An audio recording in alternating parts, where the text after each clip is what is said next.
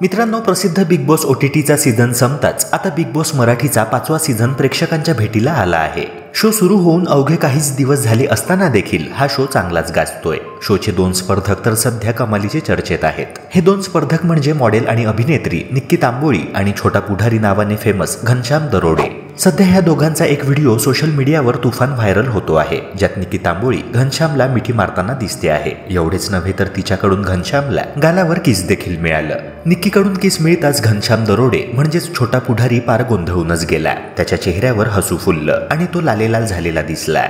मित्रांनो, निक्की तांबोळी ही नेहमीच तिच्या बोल्ड वागण्यामुळे आणि वक्तव्यांमुळे चर्चेत असते। पहिल्या आठवड्यातच तिचं ज्येष्ठ अभिनेत्री वर्षा उसगावकरांशी वाजलं होतं आणि त्यांच्याशी ज्या भाषेत ती बोलली त्यावरून तिला बऱ्याच टीकेलाही सामोरे जावे लागले होते। शोचा होस्ट रितेश देशमुखने देखील तिला खडे बोल सुनावले होते, मात्र त्याचा तिच्यावर फारसा फरक झालेला दिसत नाहीये।